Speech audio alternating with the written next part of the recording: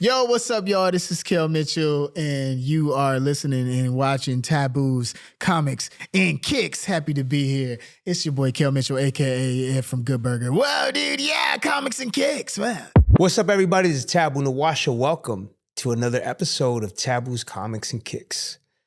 My guest today is someone that is a big inspiration, not only for what he means to us in culture, his advocacy, his love for his family, being a leader, being a voice, being an amazing, child of God, creating ways to inspire folks and to lead from testimony, but also from his experiences, not just as an entertainer, but as a father, as a husband, and light. Ladies and gentlemen, my brother, give it up for Kel Mitchell. What's up, man?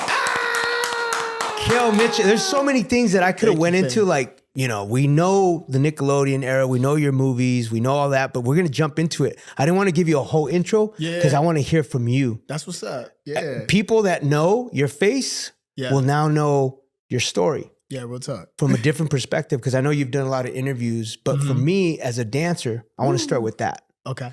Because I know you're heavy. That foundation, the dance foundation, heavy. As a b-boy, as a freestyle dancer, and just what you did in Chicago, because you are from Chicago. Yep, Southside. Yep. And I'm rocking my Chicago. Let's go. Jordan, what's up, Reggie Saunders? Let's go. So growing up in the 80s and 90s, as we did, in Chicago, the hip-hop scene, was it breaking? Yeah. Was it popping? Okay. Housing? Yeah. Chicago house style? Here's the thing. I love the city of Chicago because it was everything. Right. It was all of that. You know what I mean? And so for me, of course, Chicago housing. My sister was in a deep house. Nice. And she loved that. So I just remember, like deep house, the music, just going at all the basement parties at my house. You talk about house music. So can you tell us some artists that were part of that era? House music. Man, well, so then there's also juking. Juke music. Juke you know what music? I mean? Like ghetto house, like DJ Sluggo and all of them, DJ Solo, like all these different ones. DJ Sluggo was like my favorite because he had these like tapes, you know what I mean? With the different colors and stuff like that. Yeah. And it was crazy. And it was a lot of different groups too that were out around that time. And of course, Chicago Footwork. Chicago Footwork. I love it. Even to this day, bro, the footwork's still even to this day, Chicago Footwork is still crazy. Yeah. I was into Chicago Footwork, and that's how it got started into like really getting into dance. Yeah. So I was footworking, and then all the way through, I want to say elementary school, like that was heavy, you know. And then also too, we also were deep into hip hop, and dance was crazy around that time. So you also had, Hammer and. You know what I mean? Kid and Play, Scoop and Scrap, Big Daddy Kane. Yeah, Big Daddy Kane. Yeah. Everybody was doing that, and I was into all of it. You know what I mean? I knew how to do every Running Man, Roger Rabbit, all of that. And Kid and Play kick, two-step kick. Kid and Play two-step, and then also the percolator. Percolator, it's time for the percolator. Yeah, it's time. And I remember percolator just taking over, the whole world. You know what I mean? That was just amazing for us in Chicago too as well. And man, I dig that. So, and then I got into hip hop, like I want to say like in high school. Like that's when I got like right in the beginning. Like were you already acting? Not yet. Not yet. And so I got into hip hop, and hip hop was crazy because I had already, loved all these different hip hop artists that I listened to. LL, you know what I mean? Big Daddy Kane, Rakim, big fan of Rakim, Kid and Play, Wu-Tang, like I can go on forever. But the cool thing about it was, and then Common, he grew up in the neighborhood right next to me. Yeah. You know what I mean? So I knew Common. Common went to school with my sister, my older sister, Kenyatta. And so, it was just, hip hop was all around me all the time. You know what I mean? And then I remember when I went to CVS high school, that's when I met up with a lot of B-boys, and they hit me up. They liked my style. What crews? I was like my style. I was part of IMK. It was called Immortal Masters of Crowdline. Shout out to IMK. Yeah, IMK, Immortal Masters of Crowdline. And I was doing graffiti, B-boying, the whole thing. You know what I'm saying? This is before Nickelodeon. Ladies and gentlemen. Okay, so for those that don't know, Krylon is spray paint. Yes. As graffiti, I come from that era too. Me and Will.i.am were doing our little tags and our little bombs and muralism and the graffiti tip before we became b-boys or around that same time. Yeah. So for you to say that, built from the cloth of the elements, graffiti, b-boying, MCing. Oh yeah. Did you pick up the 2 turntables? I did. My boy, one of my homies did. Okay. And then we ended up having an entire crew. Right. And I'll get into that more because that'll go into all that like when that happened. But yeah, I loved it all, man. Like we were into it, and the b-boying, the breaking, and battling other crews. Because I was already battling crews when I was doing footwork. Yep. So when I was footworking, that was a whole thing too, because you would battle people with footwork. And so then when I got into b-boying, it was the same thing. It was just learning, the 6-step, learning all the moves. And when I got the moves, it was just like, it was crazy. Yeah. It's crazy from there. And then also doing graffiti, and then the trains in Chicago were crazy. Yeah. Oh yeah, no doubt. Like getting up on the trains was crazy. But then I was also a church boy too. So it was wild. I remember, I'll never forget this. I was getting up on one of the viaducts. And I remember one of the deacons from my church, he was walking by and it was late. Like I shouldn't have been, out there. But we out there, we got our backpacks and, I'm getting up. You know what I mean? And he never told. He never told. Mean Streak or Sakura? Huh? Mean Streak or Sakura? Mean Streak. Yeah, me too. Mean Streak, bro. For those people that don't know what a Mean Streak is. Get some context into artwork. For those people that don't know what Mean Streak is, that is a form of permanent marker / like destruction. Tool to be able to get your name up. We were writers, aka taggers, getting up. Yeah. And when he says bombing a train, it used to be subways, it could be RTD buses here in LA. Yep. So that was the vandalism part. We were vandalists.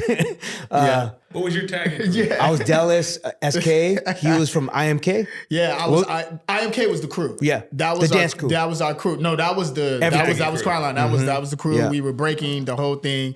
I did different names. Like at first, I was Wicked because I liked Star Wars and I liked the little Ewok that was named Wicked. Oh, that's dope. So then I would do Wicked, and that was crazy. And then I switched to Kel Rock because I my rock. Everybody liked my rock, my up rock. And so I was just like, all right, so I'm gonna do Kel Rock, and then I did K Rock, and so that that's kind of like how that. That's happened. Dope, bro. Yeah, See, ladies and gentlemen, for those that don't know, we're having a moment of, hip hop elements. Yeah. We always talk about the MCN part because that's what people know when you create music, but the foundation and the elements and the tenets of hip hop. Yeah, graffiti is a big part of our foundation because then you're wondering, why am I tagging my name on my book? Yeah. Oh, eventually I'm gonna be giving autographs.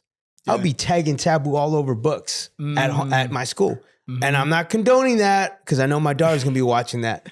Dad was practicing his autograph. Yeah, sometimes on a wall, sometimes on a bus. But it paid off. Same. I was everywhere. Bro, I had art everywhere. Like my mom walked into my closet and I had just art everywhere. I remember one of the doors in my room, I had a Kid and Play mural. Cause I was like, I love Kid and Play. I thought they were super dope. House party. So I did, house party. Here's the thing, they are super dope. Yeah. I don't think they get enough credit. Fam. Christopher Reed, two of they're innovators. Yeah. They're icons. When you talk about house party, you talk about Class Act, you talked about their music, their dance, their style. Let's keep it a buck. This is about storytelling, comics, toys, animation. Yeah. They were the first hip hop group to have an animated series. Them and Hammer. True. Because I don't know who went first, but it was the same time. Because Hammer had the shoes that became magical. He would jump in them and he would dance. It was called Hammer Man. Yeah. And then Kid and Play had their show too. Because I was on it. We got to get footage of that.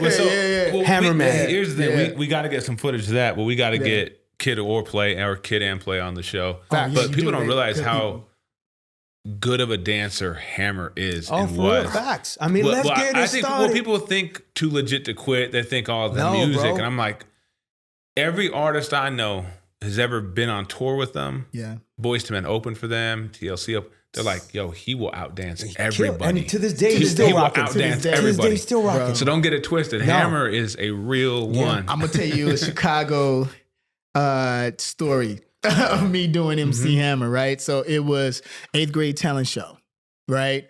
And everybody was doing something. It was like we were doing like a Black History like talent show and play that they put on, one of my teachers, and we all got to perform. And I was Martin Luther King and I was Hammer in the same play, right? So I remember we did the whole thing. I was Martin, did the whole thing, and then they said, you know, now you could do whatever in the 90s, play who you want to play. And I was like, okay, bet, I'm gonna be Hammer.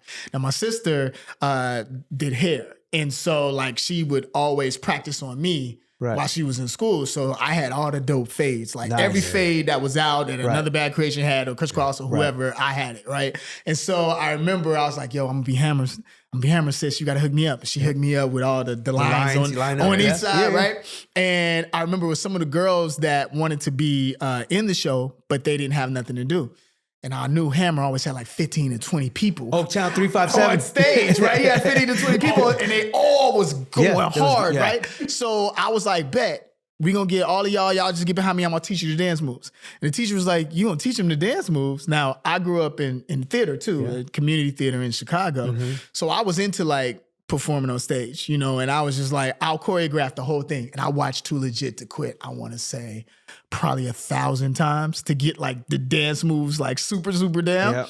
And I did the whole Too Legit to Quit song on stage with my class and the dancers behind us. There's about 15 of us. Is there footage of this? And, yes, I got footage of it. I got footage of it. We got to find it. It's on VHS, you have though. To send it to I got to try to see if I can find it. But it was VHS. Crazy. The producer, Keys O'Kane, who, you know, works with Good Music and Kanye, he went to school with me too. Okay. And he still talks about it to this day because he was a little younger at my school. So they thought I was Hammer. Like the younger kids, I was like, that's how you know committed I was when I came out on stage, acting. Bro. And it was just so much fun. Do you remember all the steps?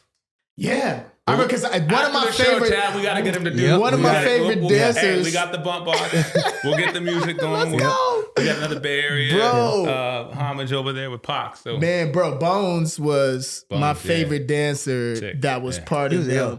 Because Bones just his popping was like ridiculous. So it was Bones and Hot Dog, right? With the and they had the hair, and it was just like amazing, like what he would do on stage and his dancers. Because I've always loved what the dancers did on stage too. And that was a thing for me. And, you know, every time I perform, I wanted to make sure that my dance moves was on point. Exactly. When we started, like, when I started rapping and all this, when I had a group, we wanted to make sure that, you know, we were dancing, you know, while we were rapping, because that was the vibe back then. You know what I mean? Yeah. That was the vibe. Like, you really had to perform. And, you know, being a theater kid and coming from theater too as well, it's like you got to perform from the top to the bottom. You know what I mean? Like, TV's cool, but like when you on stage, it's live. It's like, you know, you get one take, and you got to become the character from top to bottom. They got to see it. You know what I mean? So, you know, I just love performing. Tam, this is a question for both of you guys. Okay. How important do you guys think coming up in a theatrical school? Because you said you took a lot of acting lessons. I did. You got Tupac, who's down there, who went to a school of arts. You're talking about school of arts. You're talking about Drake earlier going to a school of arts, being an actor. Do you think that plays a big role in someone's success as an artist? I do. Because it's becoming a triple threat, right? And then also understanding that it takes an entire team to put something on. Facts. Because a lot of times if you get on and you've never worked within let's say a play or a musical or whatever, it's no ego there. Can't be any ego in a play or in a musical because everybody's working together on this particular stage, and it's like a concert every night. It's like you do your thing, you get off stage, you change your clothes, you get back on stage, and you're also learning you know, why someone wrote this play for you, depending on if you're doing like a play from back in the day or whatever. And you learn the history of it and what people had to sacrifice for you to even act on the stages that you are acting on. You have a different appreciation for what we're doing. And, you know, because like I recently got back on stage and did a play. And for me, it was like going back to my roots of why I loved it in the first place. Because it was just like this, being in this business so long and then going back to do that was just like, I felt like, young Kel again, but now in this knowledge body, this body of like seeing so much and having this new appreciation. You know what I mean? What's sad? This is the reality. In 2025, there's not the appreciation that we had for band, for theater. Now it's looked at like, oh, they're band kids. Oh, they're theater kids. They're not cool. They're geeks. They're geeks. But those are the ones that, that run it when they're older, right? Pharrell was part of marching band and he was a geek. He was a nerd. Hence NERD. Yeah, man. So now, because social media has become so prevalent of what's cool, what's not, you're always like getting second guessed or people trying to cut you down, trying to clown. The reality is we don't have the same essence that we had when there wasn't social media, when we were coming up. And theater was cool because I could get my chops in. I can utilize that stage to practice my dancing. Because I'm in theater, I get the opportunity to go into the auditorium when no one's in there and I'm practicing my windmills, my freezes, because I'm a theater kid and I have access to that. So I used, even though I was in theater and drama, I used it for my breaking and my dancing because I had the theater to myself. So I would utilize like, okay, I got the keys to the auditorium. Now I'm working in the auditorium. I'm learning about lighting, production, and exactly to your point about the team, bro, the all-star team to win a championship together. To make sure that you give them the best show possible. That was the merit and the understanding of solidarity within the theater kids. So if you guys could give advice to the generation behind you, one sentence from each one of you guys about theater and craft, what would you tell them? Advice? Advice to someone who doesn't think it's cool or it's corny or they don't want to do it because they're afraid of judgment, right? Because even when you look at Pac, a lot of his videos resurface of him at the Baltimore School of Arts. Like, oh, was he gay or was he? And you're like, nah, like that one, it was the era. Two, like he was him. Here's the thing. This is a journey. You know what I mean? This is a journey. And when you're young, you kind of is like, you're in the moment of like, oh my, you know what I mean? Like, I can't do that or I can't do that. Yes, you can. Yes, you can. You know, it's so many things that are possible where we can both speak to that. From wherever you grew up, wherever you're at, don't listen to the negativity of others. You know, listen to who God tells you who you are. You know what I mean? And know that you're loved. Know that you can do all things. Know that you can go after your dreams and you can make things happen. Whatever you have in your mindset, imagine yourself there. Have the faith to know that you can get there. And because it's like, I'll give you an example. When I was doing theater, some of my homies came to see me, right? And I was in this play called Kasimu and the Coconut Palm, right? It was like, they were already judging you. Yeah, right. They were like, what is that about? Right? And it was, a magical world, and it was dancing in it, all this crazy stuff. But I loved it because, I was getting in trouble in school performing. And I finally found something within this like summer course at this theater. And I invited my boys like, yo, why don't y'all come and see it? And they in there like, yo, what are you doing? What are you doing? And I remember going backstage and I looked at myself in the mirror backstage and I had a real conversation with myself, spiritually. Like it was just kind of like, hey, yo, do you love it though? You know what I'm saying? Do you really enjoy this? Or are you going to let peer pressure take you out of what you love? Now, imagine if I would have just been like, oh, the homies don't like it, so I'm not going to do it. And now shout out to my homies that did love it because I want to make sure that's clear. Like I had homies that loved it, then I had homies that didn't. But the homies that didn't, if I would have listened, right, to that, I wouldn't be talking to you right now. Or even doing this right now. And so it's like really go after, what you feel in your heart. If it's really in your heart and it's something that you dream about when you wake up in the morning and you really can see it visually, go after it. Yeah. You know what I mean? I kind of feel the same way. Yeah. Because, performing, being a dancer, creative, you got to think outside the box. Bro. You got to be fearless. All the chaos and disorder and the distractions of outside people that can't do what you're doing will try to bring you down. We get those. We understand that.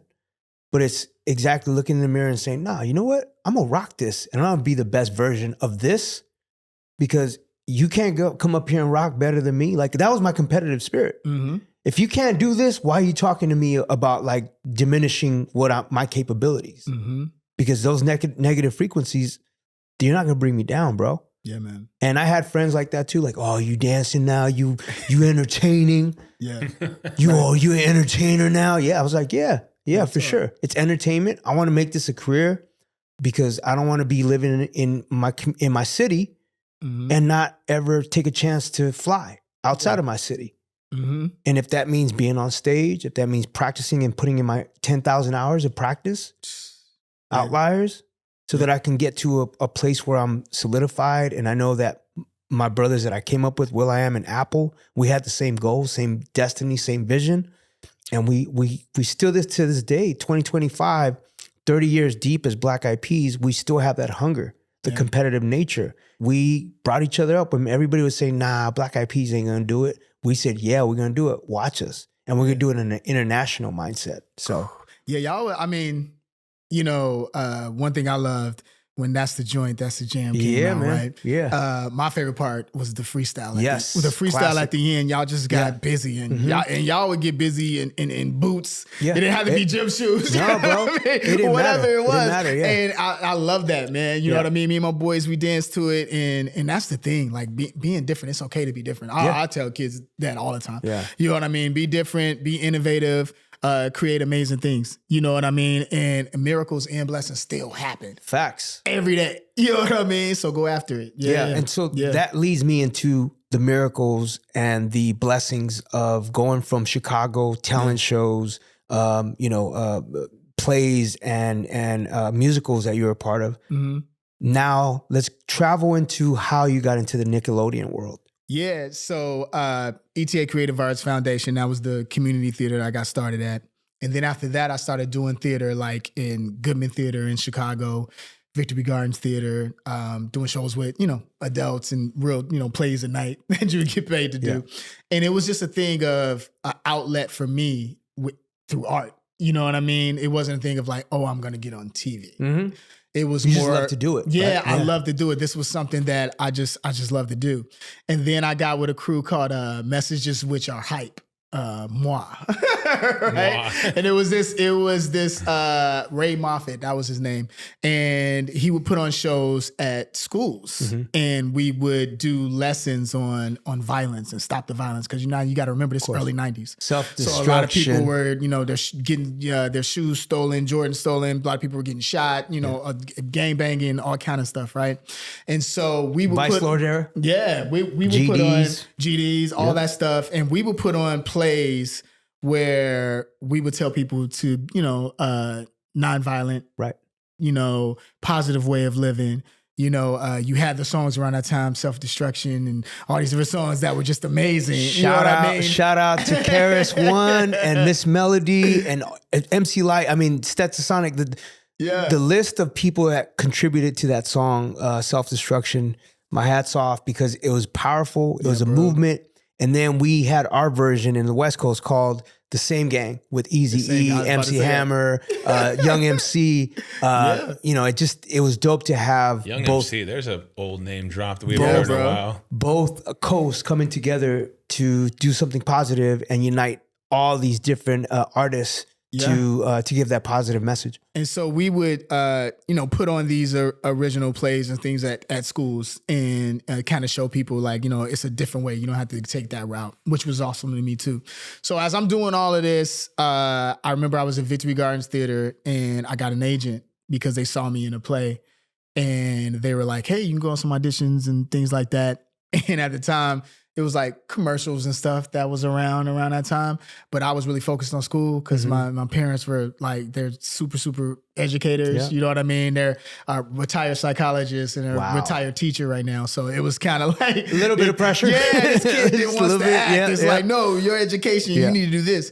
But yeah, man. So I started doing that. Shout out to my parents that would take me on auditions and stuff like that. At this point, I always tell people like I really wasn't a child star because I got on like around the time where I was a teenager that needed to get a job type of vibe. You know what I mean? Yeah. So, but yeah, when I got all that, it was a nationwide search. So that's back when, you couldn't do the Zoom audition like that. It was nationwide. They went everywhere. They went to every city and they came to Chicago. And when that audition was there, it was like, yo, what? A sketch comedy show like in Living Colors in Saturday Night Live? But for kids, you know what I mean? And it was just a special because Nickelodeon was spooked. Yeah. Like they were like, we've never done anything like this. So it was a pilot first, yeah, right? it was a special. Yeah. That was not even a pilot. Yeah, They was just like, we just gonna do a special and that's it. See what happens. You know what I mean? And they did the special. But I remember when I got the audition, I had finals and all kind of stuff. But and I was like the last kid to go. And but what got me on there was I did a lot of like characters and impersonations for people in Chicago that I grew up around. And that was the thing. You know what I mean? Because like when, usually when you tell a kid, do an impersonation, they'll do whatever hot comedian or somebody that they saw. Which ones can you do? Cartoon character, right? So I didn't do any celebrities. Oh, okay. I did original. Oh, okay. And I did like my uncle. I did my gym teacher at my school. And so hence the characters on all that? Hence the characters, right. So it made the writers go like, oh, snap. This kid is giving us original stuff. And they wrote like characters to my voice of what I was doing in there. So like Ed was born in there. Coach Cretin was born in there. All this is like from the audition process. Classic, you know what I mean? So it was like, that was cool for me. And at the time, I didn't know that I would be doing something that people would be talking about to this day. That's an example of why you you can't be afraid to be different. Facts. Because if you were afraid, you would not have changed the game in that way. You would have been too afraid to do those characters. Real talk. I mean, shout out to my parents and, my friends that, when we were just like, we'll do whatever. You know what I mean? And I think Chicago really made me that because the competition. Yeah. Like it was a lot of like, we would always go like, yo, you think I can do it? Let's go. Right. You know what I mean? Let's get it. Yeah. Let's get it. I'll show you That's I can do it. That's that B-boy nature, bro. That's definitely the B-boy nature because you got to, with the dance battles and all of that, you got to make sure you can get down. And so for me, that was always a thing where like I wanted to, like even when I was on all that, it wasn't about being the best against the kids. It was more of like being the best at what I do. You know what I'm saying? So it was like, whatever I'm going to do, I'm going to make sure I'm going to be the best at what I'm doing. Well, let's just say you know what I mean? Stood out to the point where you were blessed, along with your partner at that time. Of course. Yeah. Keenan, to create a movie from a character you created, a voice that you created. Yeah. Ed, which in turn became Good Burger. Crazy. A cult classic. Crazy. To this day, even had number 2 released. The fact that you were able to bring that to the world and your energy, and I know it came from like, even the song that you made. I can tell you that story too. Yeah, I want to hear that story. Yeah. But my point is that you were so impactful competitively that Nickelodeon saw that. And they're like, that character, this energy, we could create something really big with this outside of what you did with all that. So let's talk about that importance of the energy and just the opportunity to take Ed and Good Burger to the next level. It was a thing of like these characters, like we talk about it with the cast all the time, even to this day, like none of us knew that all that was going to be the powerhouse that it became, you know what I mean? And, having all these musical guests and just they loving the show. And I remember doing Ed and every musical guest wanted to be in a Ed, like a Good Burger sketch. Yeah. And that was cool. And I remember at the time, the first song before even the I'm a Dude, it was Immature, was like super huge Marcus around that time. Shout out to Marcus, Romeo, LDB. And, I told you I was a B-boy first. So I did music first. Music was my first love. So it was just like I was doing music and I was breaking and dancing and all that stuff. So I had a group beforehand. We were called Aftermath before Dre. Like way before. So we were in Chicago. We were called Aftermath. We were on WGCI, the whole thing, did all the stuff with the music. And that was our thing. You know what I mean? And I remember getting all these musical guests on, you know, that were being part of all that, which was just like fun to me because it was like, yeah. Can we talk about the musical guests? Ice Cube, come on, man. TLC. Bro. I mean, can you give us some more? Aaliyah, rest in peace. Rest in peace. You know, right, rest in peace, man. And then you had Ron DMC, Backstreet Boys, Britney, Usher. And now when I'm mentioning these names, people got to understand, like, this is when they just got on. So they were promoting them. And it was like, this is part of where you need to go. You're going to go on Soul Train. And then you're also going to go on all that. Yeah. Because I want you to get the fan base of all that. So we had like Loud Records and all the different record labels that would, you know, had A&Rs that would just be put them on the show. Yeah. You know what I mean? Which was crazy. So we got to work with all these artists. And some of them, that was their debut, even on all that, which was crazy. Like I remember when Usher, if you remember the stage, I remember him going down the fire escape in some Timberlands and did a twist and like split. And I was like, oh yeah, he gonna be. Yeah. I was like, he's out of here. He's gonna be amazing. But like the stuff like me dance battling Usher and me breakdancing, you know, with like rapping with LL Cool J, on stage with Wyclef, rapping, you know, freestyling, and like all these things that are just like amazing memories for me. Hanging out with Aaliyah, talking about Chicago. Yeah, what was Aaliyah like? Yeah, Aaliyah was amazing, man. We talked about. I know her brother Rashad real well. So. Man, bro, we talked about Chicago. That was fun. Took mad pictures. I remember she had the leather outfit on and all that stuff like that. What song was she promoting? You know what I mean? What did she do? What year is this? This is 94. Ooh. So you talking about I think she did Back and Forth. No, it had to be Back and Forth. Yeah, One in a Million was like 99. Yeah, she was doing like Back and Forth. And no, she did Asian Number the Number 2. She did that on our show too. It was a Back and Forth album. It was like you talking about first albums. You know what I mean? With everybody, and that was just super cool. She wasn't Baby Girl yet. And then also Subway, who was from Chicago. 702 when they got on. I was gonna ask you about 702 because you were in one of their music videos. I sure was. Yeah, I sure was. I was in a lot of music videos. And a lot of because I saw you were in a Kanye video. Yeah, All Falls Down. Khalid, I think you were. Yeah, I was in Khalid's video. Young, Dumb, and Broke. Which was, I think the record that broke him. I think right. Yeah, man. Yeah, how did you end up in all of this? All this stuff? Yeah, well, but that was what I was saying. Like with Immature, I got on the Billboard charts with that song and Watch Me Do My Thing. So, yeah. Oh, yeah, this is what I'm talking about. This is this photo I'm talking about. Yeah. Yeah, bro. Yeah, man.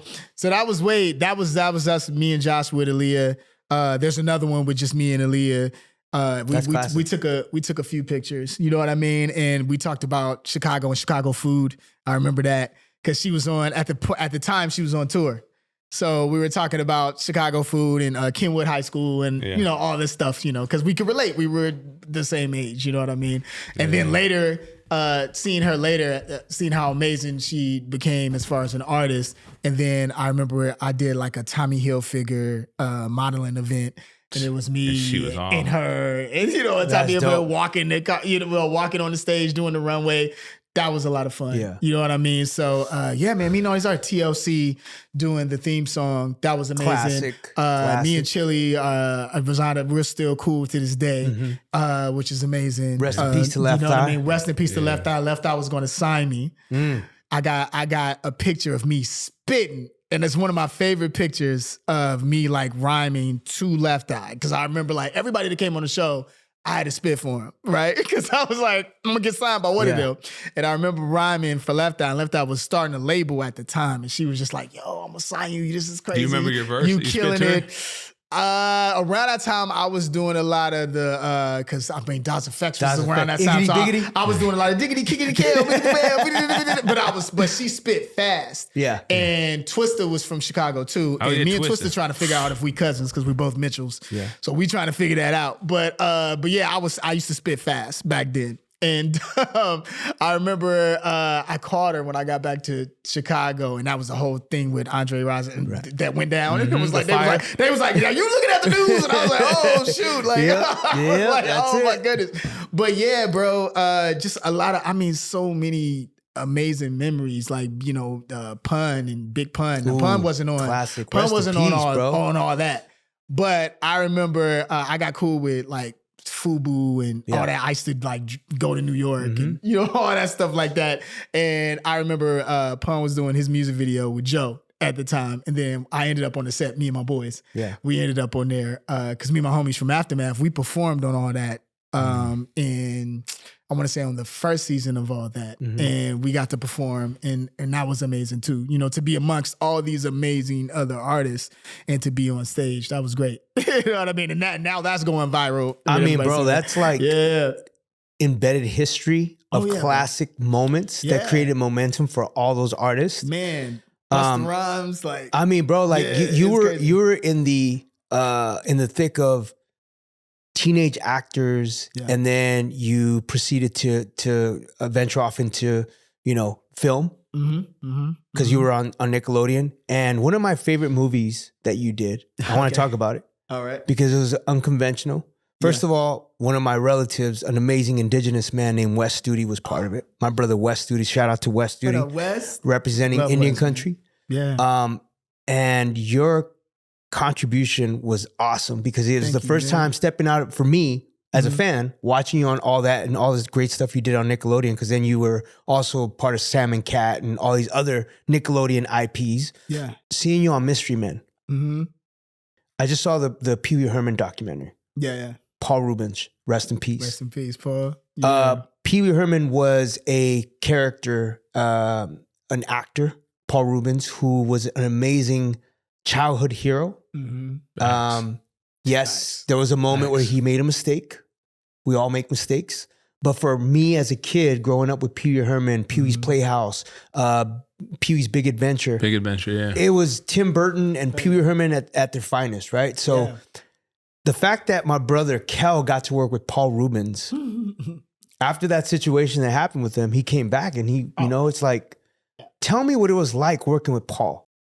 Paul was amazing. I mean, you talking about I watched Pee Wee's Playhouse too. Facts. You know what I mean? The adult version of Pee Wee's Playhouse and the kid version. I saw both. He had two. I don't know if people know that, but he had two. And his stand-up career, because I don't think people knew that. Like that's where it came from. And so to hear that he was going to be in the movie with us, I was like, yo. Yeah. Not to mention, I was already hyped because it was Ben Stiller. Hank Azaria. It's just so many amazing. Yeah, definitely. Yeah. It was so many amazing people in it. This was like, I always tell people it was like an NBA all-star, roster that was in here.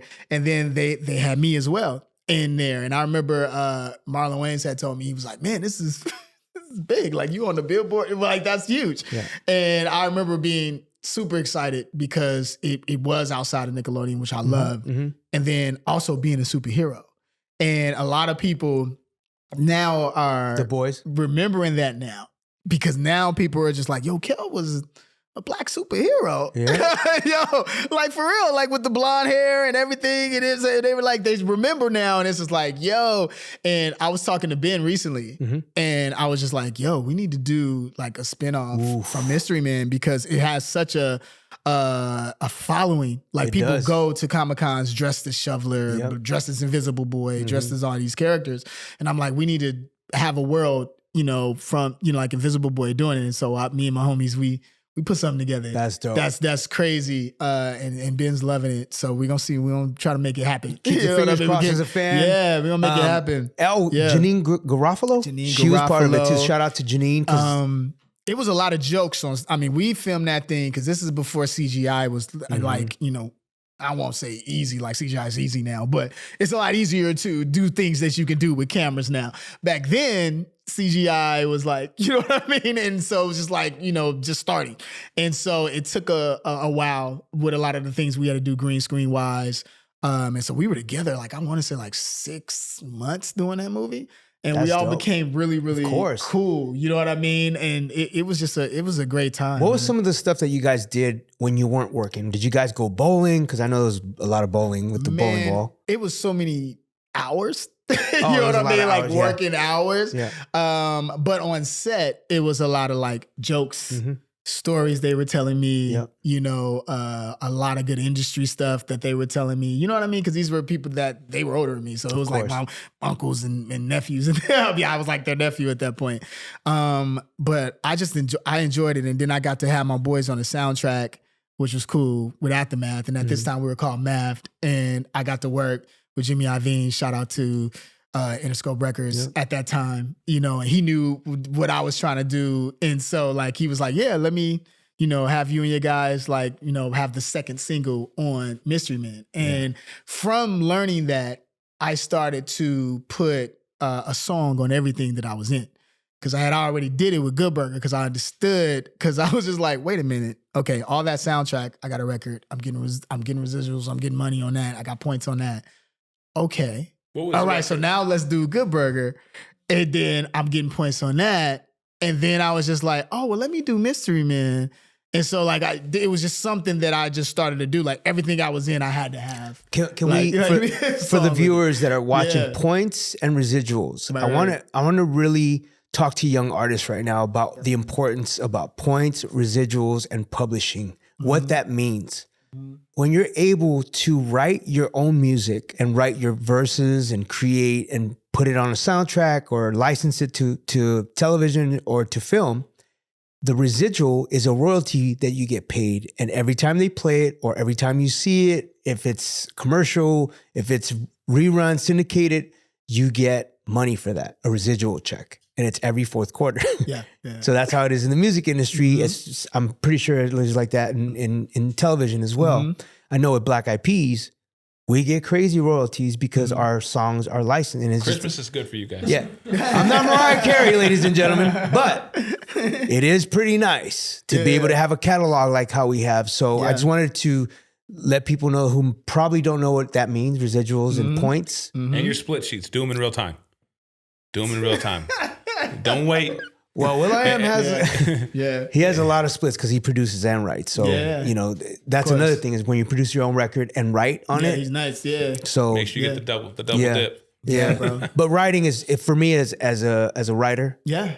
Owning my publishing. Yeah. Admin, all that stuff, making sure that I'm on top of that when I'm doing. I just contributed to Dora. Yeah, which is, I mean, longevity that Dora has had, and you know, being able to contribute a song that's originally, and then getting the credit, but also the publishing behind that, owning, you know, the percentages. That's so dope. Yeah. What song did you do on Good Burger? I wanted to come back to that. Okay, so here's the thing that a lot of people, because it's been years, you know what I mean? Because me and, you know, Keenan look young, so they think, so it's like, people don't really know. So everybody think it's the Good Burger sound, like Good Burger, the movie where I had the song Watch Me Do My Thing. No, Watch Me Do My Thing was on the All That soundtrack. Yeah. So Brian and Loud Records, they were smart. They were like, okay, all these amazing artists are coming on this show. Why don't we do a compilation album and put everybody on here, but then also have the characters introduce the songs on the album. And then we'll have a single that is the single on this album that's brand new, which was Watch Me Do My Thing. So we got with Chris Stokes and Immature, and that's when we did Watch Me Do My Thing, which was a big music video. Wow. And some people that see it now think that that's from Good Burger, the movie. No, that was from the TV show soundtrack, which is dope. And shout out to Chris Stokes, because he broke down and explained, you know, the splits and all that stuff around that time. Well, you need people like that to explain, because we're artists. A lot of times we don't get the insight to understanding that is the music business or entertainment business. And there's a big business gap that sometimes if you don't do your due diligence and be mindful, that you could get screwed. A lot of stories are like that. So knowing about splits, percentages, royalties, but also like the legal, logistically, how you are getting paid and what it means to have control of your, you know, contribution. Even if you contribute 2 words to a verse, you are a part of that song. Definitely. Okay, important. Don't think if you're in that room and you're in the writing session and you contribute a word to a verse or to the hook, it is important. You are a part of that split sheet. Make sure you write your name down. Now, in Good Burger, it was the I'm a Dude song. Oh, okay. I'm a Dude, and so it was a thing where I was doing a little ditty.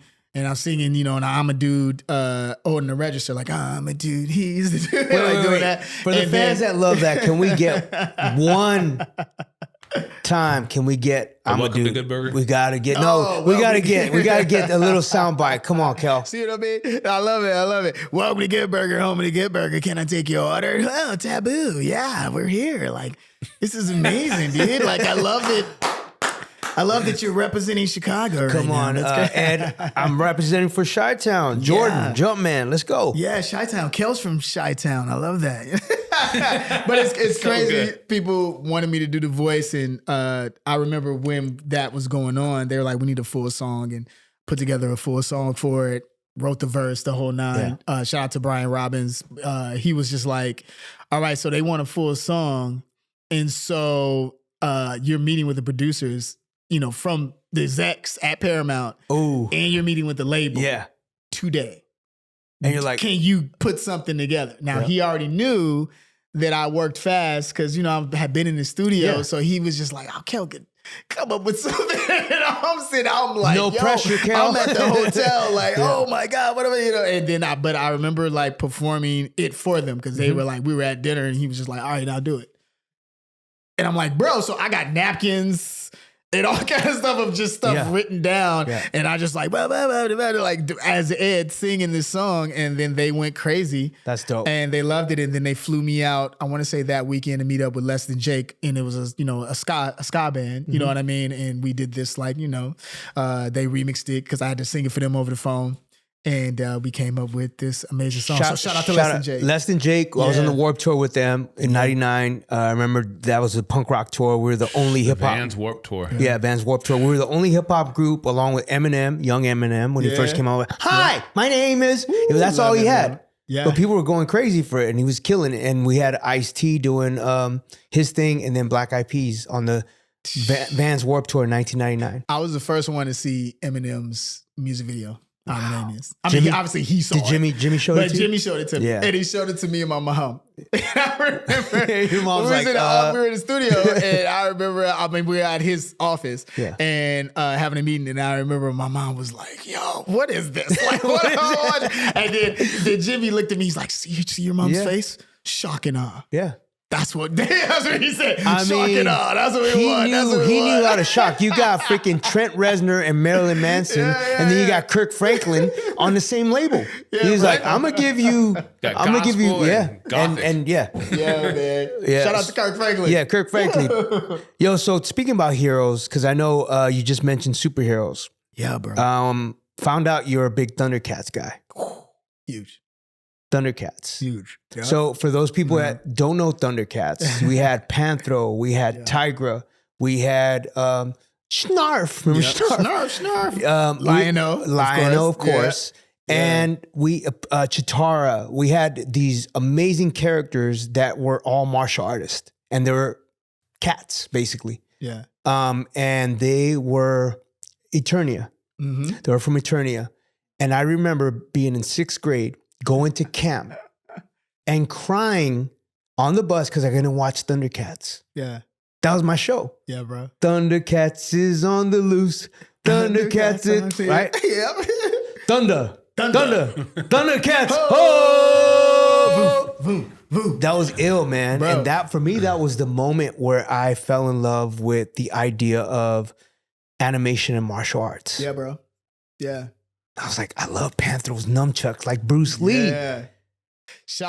Here's the thing with Thundercats for me, because I was into martial arts, heavy. And I had, and then I joined martial arts and had a sensei and all that. Taekwondo. Nice. Taekwondo and also Kung Fu. Nice. Let me tell you how this got started. Yeah. It was a lot going on, like I said, in the Shy. And we were church kids too. Our parents kept us in church, which was amazing. And our deacon, he fought, like I'm talking many, many battles. Like he went overseas and won a lot of belts and won a lot of competitions. And he said, well, I'll train the kids. I'll train. Like you need to know how to, keep yourself safe as you're walking these streets, getting on the L, all the stuff like that. And he taught us in his basement, right? Wow. But it was legit because he was, real sensei. You know what I mean? And I mean, the stuff that he taught us, like he just went straight to Like you going straight to black belt. I'm gonna show you all kind of the stuff he was showing us. Take someone's life. Was, choke you. But he showed us a lot of stuff, bro, and it was so amazing. Like to learn the discipline around that time as well, and then also to do it along with my faith as well was dope too. And I just loved it. And then to have art, because I have a major in commercial arts because I went to a vocational high school. Wow. So for me, art was amazing. Like when my parents said I couldn't watch a cartoon and watch TV, I would like draw it. Mm-hmm. So I was like, let me draw the episode. And then I could watch the episode because I drew my own episode. And that helped me because I would draw the Thundercats and scenarios with the Ghostbusters and all this different stuff like that. And that helped later in life with, writing and drawing, which was dope. But I love the Thundercats and the messages in Thundercats. Of course, like it was one episode where they talk about where Lionel had to go against everyone else in the crew because one of them wanted to be the leader. And I remember he got fearful. I love that episode. He got fearful at one part and he said he didn't want to take a leap.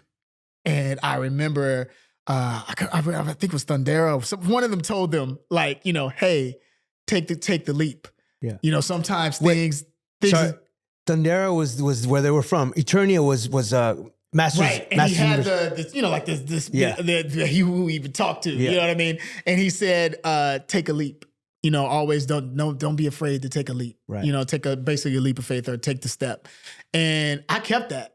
You know what I mean? Like I just kept that. Like take a leap. That's dope. And people animation is crazy. Like Frank Morrison, graffiti, art, all this stuff that I was just into as far as like art. And my parents were also a bit of hippies around the time too, because they introduced me to Parliament and all this other stuff like that, and the music and the rock. And I just love art, bro. Like I love graffiti, I love art, and anything animation I was just into.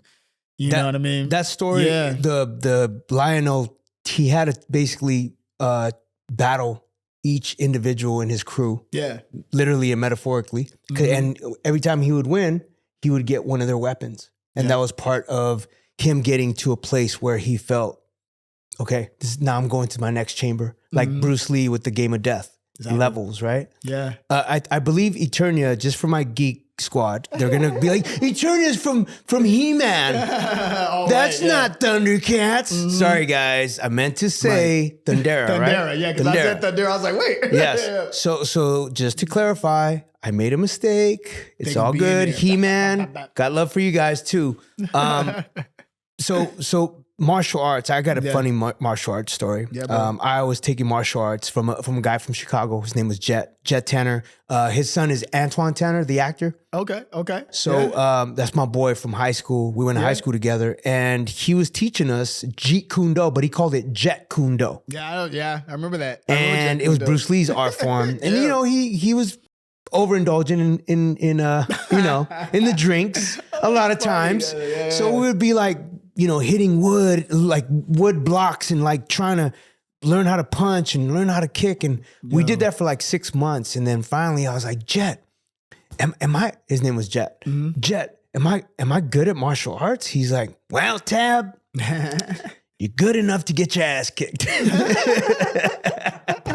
I was like, okay, so I guess I don't really know martial arts that good, but I'm going to use the form because I had dope form in my dancing. I saw it in your technique. So I was like, maybe I'll use this form in my videos. And so Joints and Jams, that's the form that I'm using, came from practicing with Jet Tanner. I love that. When I was a kid, a teenager. Yeah. And so shout out to Jet Tanner, even though I didn't really get to learn full martial arts, just thank you for giving me form, foundation, discipline to show up to his house and actually practice. What city was this in? Yeah. Huh? What city was it when you were training? So I was living in Rosemead and he was in El Monte, California. Oh, is Antoine Tanner from out here? He's from LA. Yo, he's from Chicago. He's from Chicago. Chi-Town. Well, he was in Coach Carter, if you guys don't know. Carter, played Worm.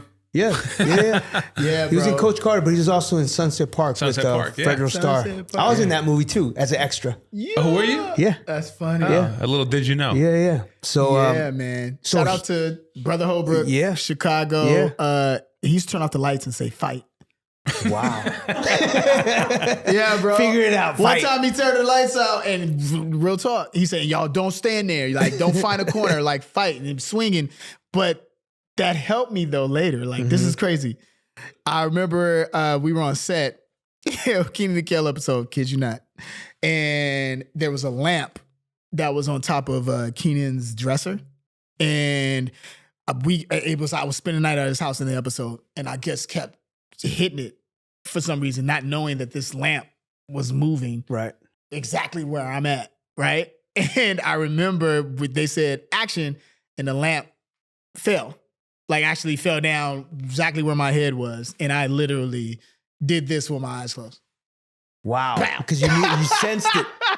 I sensed it. I was like, Brother Holbrook, I'm telling you. Shout out to Brother Holbrook. Frank Holbrook, man. Shout out to him, man. I was able to like, whoop, bam. Yep, facts. Spidey senses, man. You know what I mean? That martial arts, man. So we talked about Thundercats. We talked about all that. Now the love for sneaker culture. Okay. When you were battling as a kid, what were you rocking? Were you rocking Pumas with fat laces, Adidas? What were you rocking? Okay, so this is funny because when, shout out to Fred, Dwight, shout out to my boy Fred. My boy Fred just told me about this. He was just like, yo, you was like the first kid in the shot that would just like B-boy and breakdance, like in the cold too, because, it was snow too. Oh, yeah. And Chucks. Skinny Chucks? Chuck Taylors, bro. Like that was my thing. Like I would breakdancing Chuck Taylors. Well, and the bottom's pretty dope for like spins or whatever, right? For like footwork. For footwork and for, when I was like popping and stuff like that and tutting, it was no area for your foot to do, but I would just go off anyway. I would still do what I needed to do. Right. So I would rock those. And then I remember Reebok around that time had this fabric, the low tops, what they're called. What year is this? This is 93, like 90 around 93. That was like the Reebok pump and they had era. No, not the pumps. The lows. The lows. And they had like different colors. They had like the Foot Locker did like the orange, they were shiny too. And the reason we loved it was because Foot Locker had this thing like one of the cereal boxes where you could like get free Foot Locker, free shoes. Wow. With the sweepstakes. Remember the sweepstakes? And so everybody was doing the sweepstakes, getting these Reeboks. Right. But they were shiny. They were shiny though. They were shiny and it was a fabric. I'm just trying to remember the name of them. But yeah, with them joints, we wore them. So speaking about Reebok, you have Reeboks on? Yes. Oh, yeah, those. Yeah. They just called them the classic nylon shoe. Yeah, bro, the nylon joints. Okay, so then they had like wild colors like, bright orange, bright blue, bright, and it was like, around the early 90s where everybody was wearing the wild colors. And then, I used to break a nose, and me and my homies, we also had something called Reebok where we were doing, what they do now where they jump off the buildings and stuff like that. Oh, parkour. We were doing parkour way before parkour. It was parkour. Right. Like we was just, because there wasn't no park. We was just jumping around. But you called it Reebok. We called it Reebok. Yeah. So Reeboks, you're rocking Reeboks. Yeah. Have you seen the docuseries that Shaq put out about rebuilding Reebok with Allen Iverson? Yeah, I've caught a little bit of it, and I loved, like Allen Iverson shoes. Of course. The answer, super crazy. The question. I had a lot of those. I got them all. I love those. Just just how it looked and how it's chunky. The shoe was chunky and just crazy. And then I also I used to rock Shaq's shoes all the time because we know Shaq. Like Shaq's the homie. Shaq was in Good Burger and Shaq. But even before Good Burger, like Shaq was in Orlando. Magic. So we shot the show in Orlando. That's right. First, so we hung out with Shaq's entire family. Because Shaq had younger brothers and sisters that were extras on all that. That's dope. Shaq used to just come by and just kick it with us and laugh and, and just hang out. So, of course, I had to get his shoes. You know what I mean? Speaking about the shoes, there's some pictures that I pulled up. And I believe there's a couple colorful shoes, pretty high. Can you tell us, can you rate the shoes that I sent you? Like one through, I think it's 4 pictures. I bet. Oh, there's one that, so the Supras, right? Those are Supras. I had the Supras. Shout out to Chad Muska. Yeah, real talk. I did have the Supras. Okay, so there's the red color. I rock them Supras like crazy. Yeah. So for me, like with shoes, I do. Even though we were talking about the low shoes, I love high tops because it's just something about how high tops lay with my jeans and stuff like that. Like I just kind of dig it. You know what I mean? And I like I love like this comes from my B-boy graffiti era because a lot of like I think Chicago Bomber Squad or it was California Bomber Squad, they used to do a lot of characters with the tongue on the shoe, like really, really, really big. Yeah. And so when Supers came out with the big tongue on the shoes, right down your alley. I just kind of like dig that. You know what I mean? And what's funny is that some of these shoes right here are Zara. Okay. Right? Zara's cool. Now I'm into fashion. Yeah. Right. And I feel like when you putting stuff on, right, you just got to know how to rock it. You know what I'm saying? So depending on what type of shoes you get, you gotta know it. So like these white joints are Zara's, right? And a reason I like these because whoever was a designer, they kind of took like a Marty McFly type of mags vibe. Yeah, the way they strapped it around. The Supers are crazy. I'm gonna go ahead and say these Adidas right here. Classic. It's definitely number one. Yeah. With Keeney, because those are crazy. Those are classics. We talked about the Crazy Eights, Kobe Bryant. Yeah. The late Kobe Bryant. Yeah. So being that this show is about comic book storytelling, toys, and kicks. Yeah. I want to present you with a gift. Whoa. Okay. So you're a guest, you're a brother, you're an inspiration. Yeah. And what I like to do is I like to curate the gift. And so when I saw these sneakers, I thought about the color waves of your sneaker collection and what you rock. Okay. And I was like, how do I give a parallel world between what he's done and what's out now? Mm-hmm. And so I saw this collaboration with J Balvin, the artist J Balvin, and Jordan. Shout out to Reggie Saunders. So I thought about you. Okay. So I want to present you with ooh. They're pretty eccentric, but I think you can pull it off because you have the energy. Well, he just talked about it's not what you have, it's how you rock it. It's how you rock it. It's how you rock it. And y'all know I love like mad colors. Yep. When I'm rocking stuff. Oh. The J Balvin joints, Jordan. Oh, shout out to J Balvin. Yep. These joints are insane. I will be rocking. I just feel like it's flavor. It's like a statement. Ooh, this is so me. And that's the thing too, like I'm the kind of cat where I don't like rocking stuff that everybody rock. You know what I mean? So if I got some kicks, I'm gonna customize them. You know what I mean? And I know a lot of like, shout out to my homie Mike Norris out here in Chicago. I mean out here in LA. Like he does like, stuff to shoes. And customizing? Customizing. I love customized shoes. So this is me all day. Yeah, these are fire. Yeah, man. I appreciate it, man. No doubt. Yo! And I even gave you a little room because I know you're 10 and a half, but I gave you an 11. So even if it's a little loose, so it's not so tight. You know what I'm saying? Especially with the ones, bro. I want to come on as a guest to this show. Can I be a guest? Yeah. Speaking about a guest, I want to talk about your shoes. Yeah. Well, let's tee these up. So obviously Tupac is a icon in the industry in many aspects, and so the guys building that we're in now, Dominic, the shoe surgeon, talking about customizing sneakers. So shout out to Dom and Dallas and the crew. A few years ago for my birthday, I wanted something cool. He had done plenty of sneakers for me over the years. He's probably done 15 pairs of these sneakers. But I wanted to do something that really paid homage to the late, great Tupac Shakur. And so we came up with some concepts, and he presented me with a bunch of options, and we settled on this. I'll let you guys unbox it. And this really kind of pays homage to not Tupac just as an artist, but his fashion. So when you see the shoes, there's a lot of paisley, denim, python, leather, a lot of stuff that Tupac wore as a fashion person.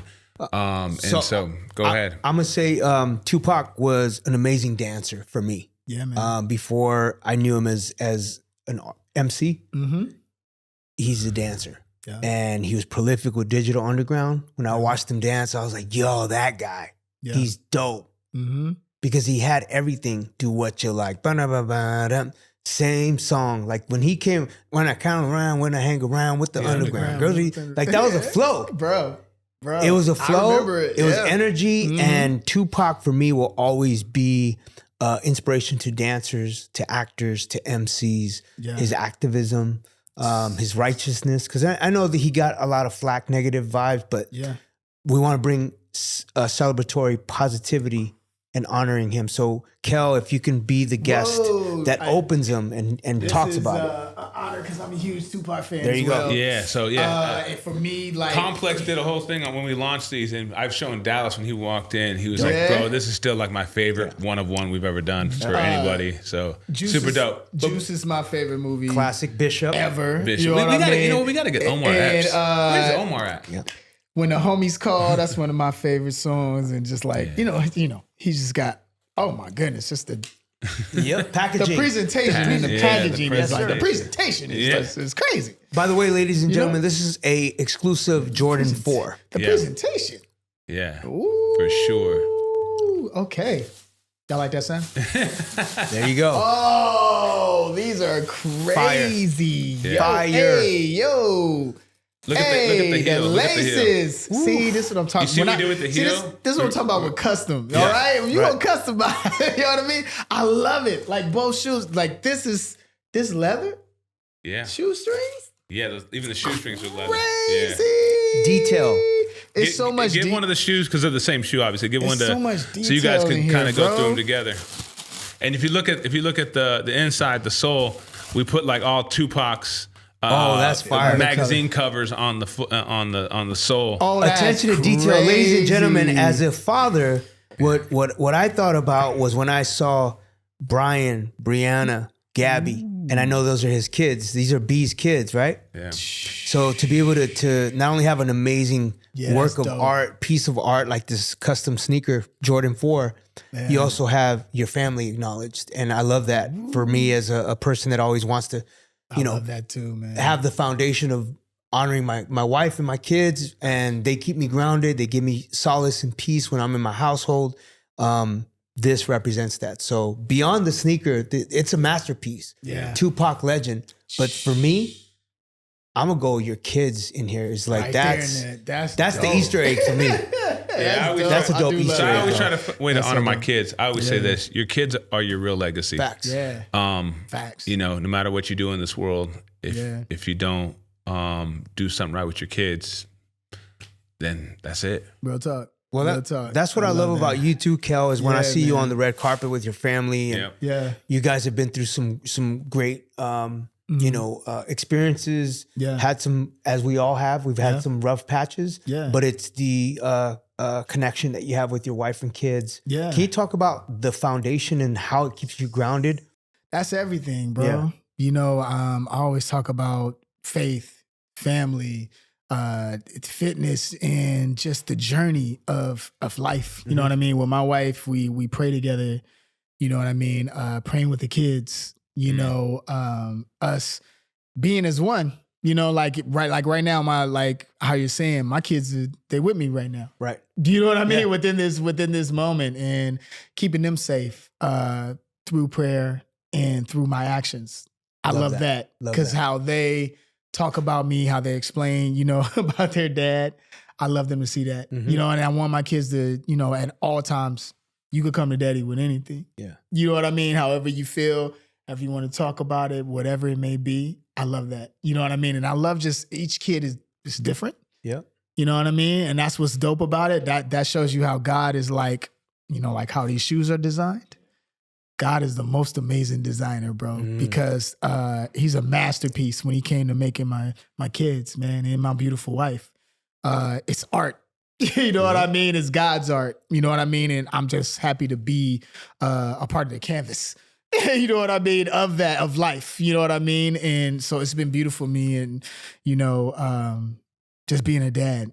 You know what I'm saying? It would be pretty dope being your kid, because I think about, man, I got all these characters that are classic characters that you used your tool that God gave you to be able to present the world with these, classic characters. And then having your dad, like you could go into Ed mode and your kids, it's just beautiful. I think everybody would say that about you too. Yeah. Tab, that you would be a pretty cool dad I know, too. It's different though, man, because it's like, I don't know, like my kids didn't grow up with Black Eyed Peas. Right. Yeah, they grew up with just knowing me because they were born after the Black Eyed Peas. Like when we slowed down in 2011, my son Jalen, who's now 16, was 2.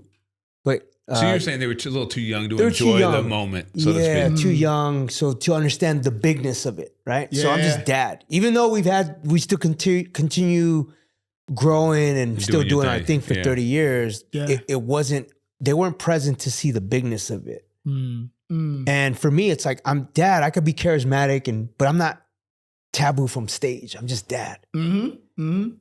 Yeah. And with you, I just always see the laughter and the humor and just you being that charismatic person that if I was your kid, I'd be like, man, my dad's super cool. I just enjoy because then you bring your friends over. The kids bring their friends over and they're like, yo, Good Burger. You just put out Good Burger and it's classic, right? This part 2. Part 2. And they got to be in that too as well. And but having these like little Eds, they got to wear the wigs and it was super cool. Dope. But then also at the same time of that, my home is my safe place. So it's beautiful to just be Kel. Yeah. You know what I'm saying? Yeah. And to them, in their case, I'm dad. You know what I mean? It's not I don't have to put on a show and be Ed from Good Burger and all this stuff like that. You know what I mean? Odd, right? Yeah. But no, don't think they don't ask. Like don't do that. They'll say do the voice. But it's cool when, I could just decompress. Be me. Yeah. And it's funny, like I just the other day, Wisdom, my youngest daughter, she just did, did my voice, like, how I talk. You know what I mean?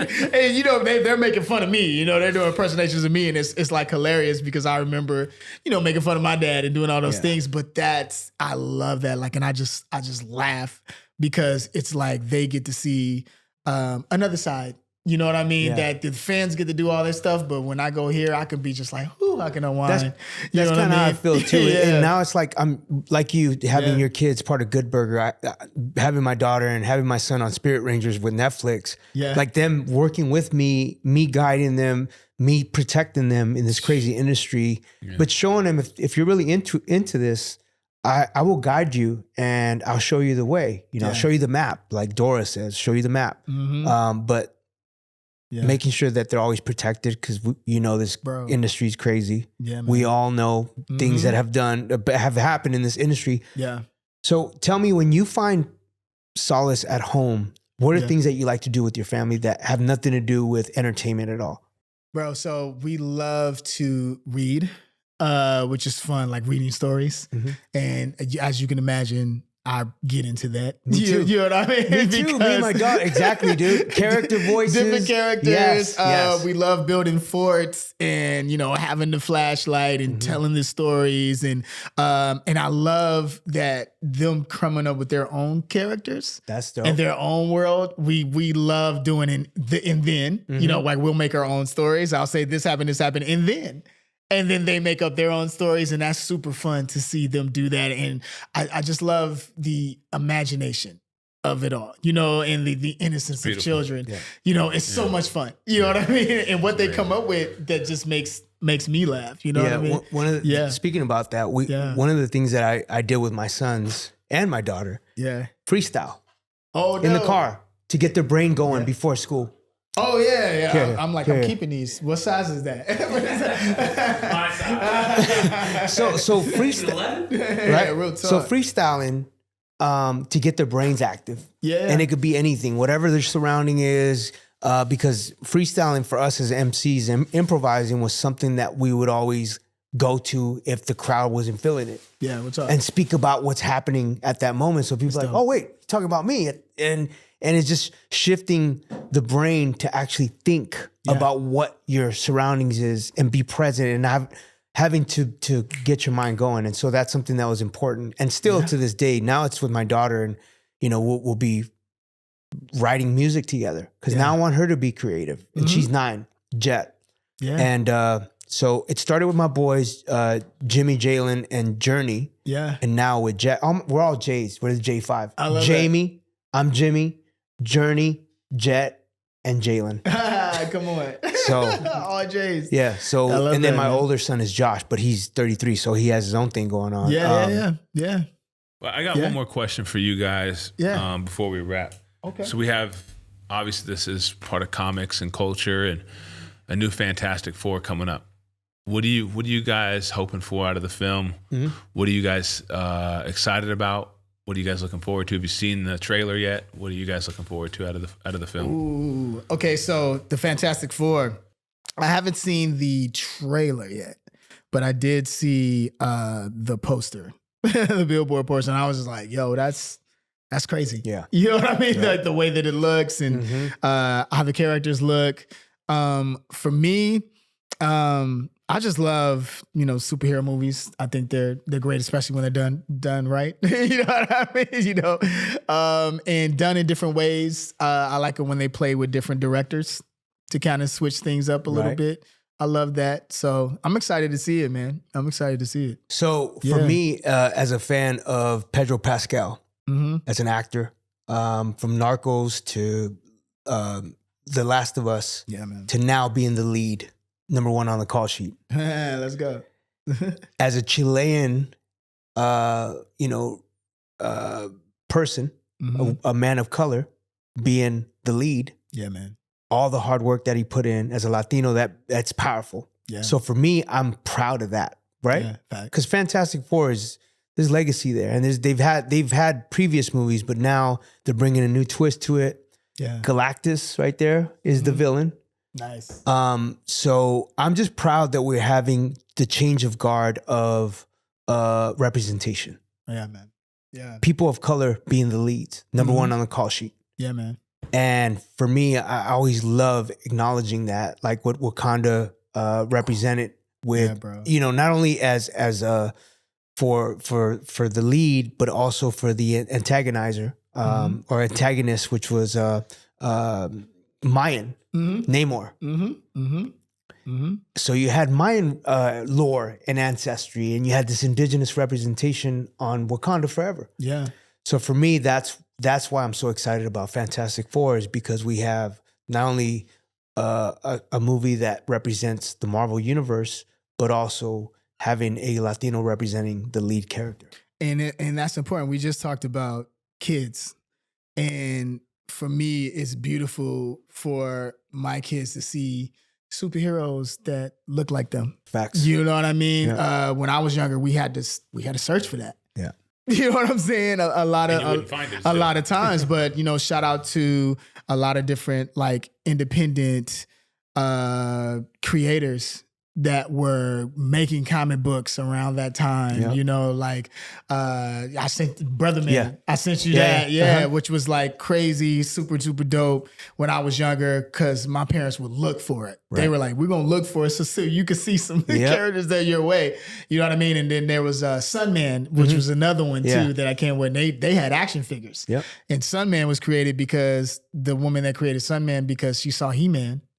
And her kid was like, why isn't any characters that look like me? And she created Sunman, which for me, like, she probably doesn't know, but she'll know now if she's in this interview, that helped me out too. Because it was just like, to see this character that looks like me, that's beautiful. That's dope. I mean? The toys that made us, the Sunman was the He-Man energy, but adding different flavors and different colors and the mosaic of representation. And I always talking about that because the toys that made me was G.I. Joe as a kid. And I always looked to Spirit, which is the indigenous tracker. We don't use tracker, but he was a native part of the G.I. Joe. Yeah. Right? Yeah. Voltron. I loved the idea of lions becoming robots, a robot.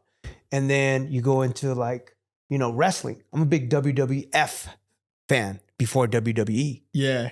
I grew up on Tito Santana and Ricky Steamboat and freaking Rey Mysterio. Oh, come on, man. And the Samoans and the Missing Link and Tatanka, Chief Maivia. And I know that you wrote an episode of WWE Raw. Right? Me? Oh no! No, you didn't. You were a part of it somehow, right? You did something with WWE. Oh yes. Yeah, okay. So we produced. You produced it, not wrote. Produced it. Okay. Because when all he that acted like he had nothing to do with it at all. He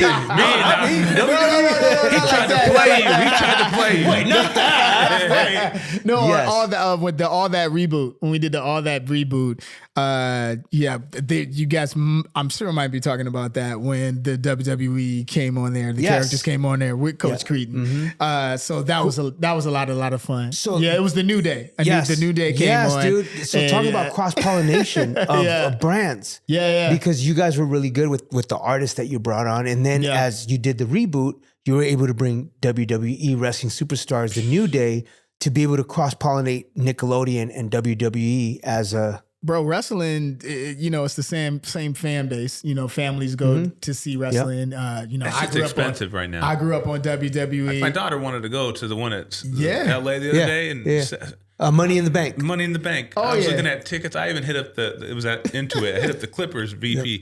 She's like, the best we could do is like $700 a ticket. I said, shit, she gonna watch at home. It's fun. Yeah, man. I love it though. We're still like big WWE. We grew up on WWF, but then also WWE fans. Yeah. We still watch it. We watch it with the kids. Roman Reigns. Watch it. Yeah, man. Shout out to Roman Reigns. Bianca, Bianca, WWE, Montez, what I mean? We love Montez. He'd be killing it in him and his wife. And man, I love it. I dig. Shout out to Mr. T. Oh, yeah. Yeah, bro.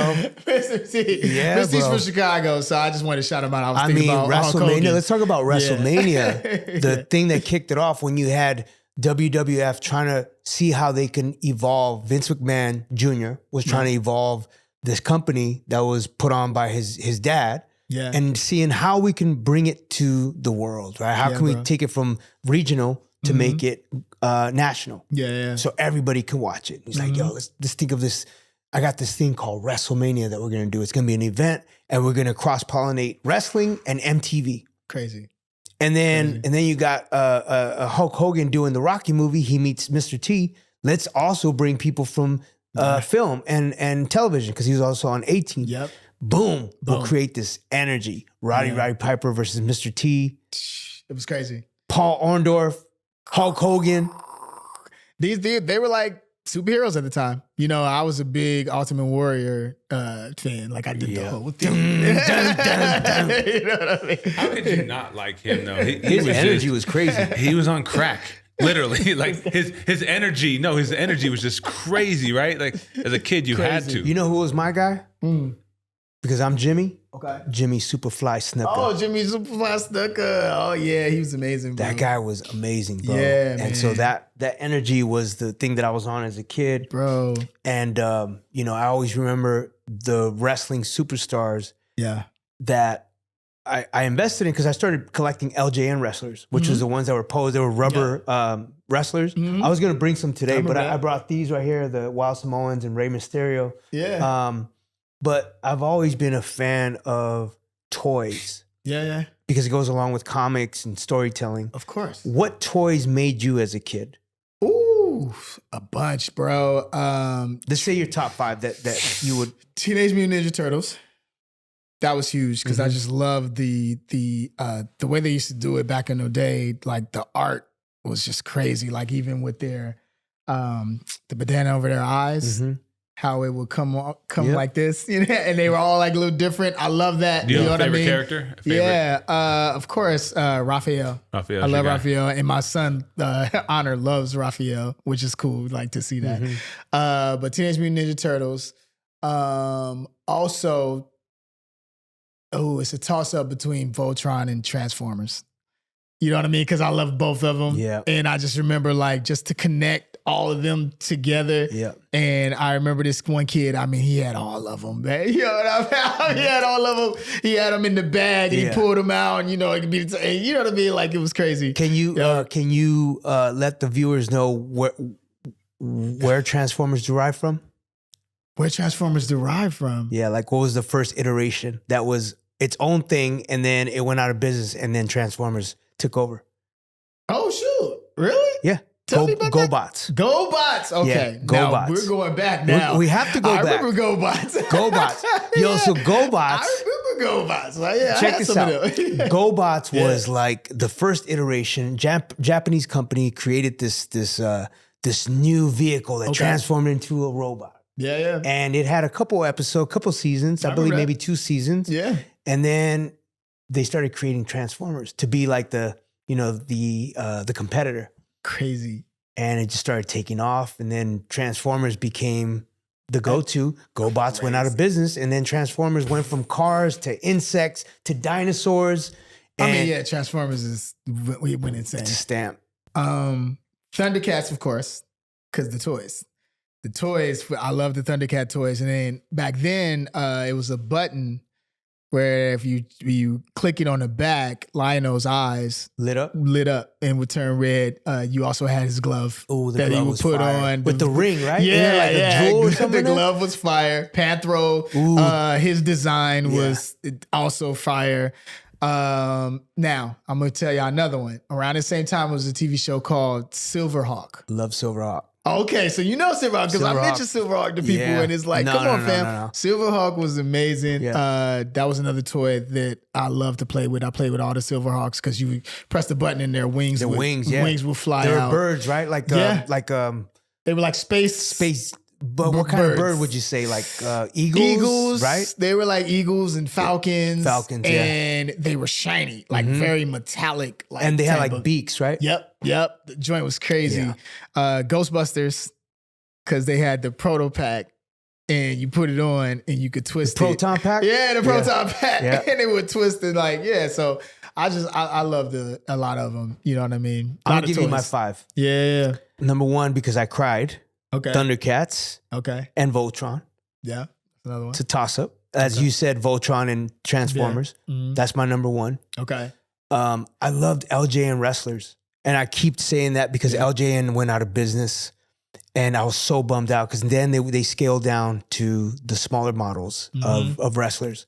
And I loved being able to talk because I had the wrestling ring that was banned. Oh, yeah. And it was banned because one of the kids was playing and I guess the ropes. Yeah. It snapped, it projected and it went into somebody's eye or something happened like that. I had that ring. That shit was dope. I still have the ring. I'll bring it next time. Wow. But so LJ and Wrestlers. Okay. Wrestlers was my second favorite. Then I loved Ninja Turtles too. Yeah, bro. Ninja Turtles is just something about that. The mystique of that lore. The fact that they were in the subway. Mm-hmm.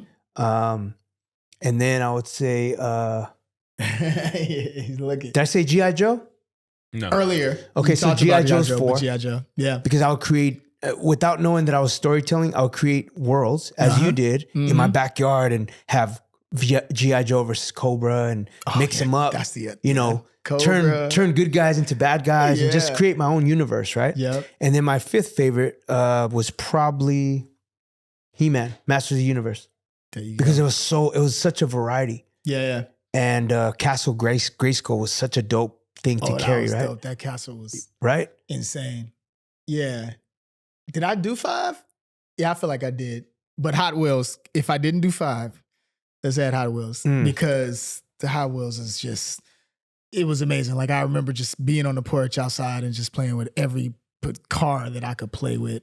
Yeah. And then, you put the water on the Hot Wheel. And it changed colors. It would change colors. Yeah. And and then now Hot Wheels does a live show. I don't know if you guys know about that. Please take your kids to this. This is like Hot Wheels? You know what I'm talking about. Yeah, so they do a live show. It's amazing. You know what I mean? And now, Hot Wheels and monster trucks, they're all like, we go to a lot of like monster truck. Like, because when I was a kid, right? I would see monster truck shows. I would watch like a Samurai Sunday in Chicago, and then a commercial would come on and go Sunday. Yeah, right. Monster trucks. Blah, blah, blah. You know what I mean? And I would see all these kids, and I was like, I would see kids like going to the monster truck, right? So I would be like, I want to go. And I remember years later, I had never been in a monster truck, and I told my wife this. I used to watch the monster truck commercials. I always wanted to go, and I remember she was like, "Yeah, we're gonna go somewhere special." And we're on our way to Anaheim, and I hear Angel Stadium. And I'm like, yo, what we doing? And she was like, we're going to a mustard tree. I was a kid in a candy store, bro. Now we go all the time. That's geek mode. It's geek mode. I take the kids. We go all the time. Like, I love mustard tree. Yeah, bro. Well, that being said, man, it's been an honor. It's been a privilege. Honor, Thank you for venturing into nostalgia, childhood memories. It's an honor to have such an icon and a friend on this show. Thank you, bro. This has been a blessing, and I thank you. Thank you. Thank you for tuning in to Taboo's Comics and Kicks. From me to Kel Mitchell, we say peace. Peace. That's right, y'all. It's Taboo Nawasha, and I hope you enjoyed geeking out with me and going straight into geek mode. For more information, for more videos, subscribe, like, and comment. Share with your friends. Much love. There it is. Comics and Kicks.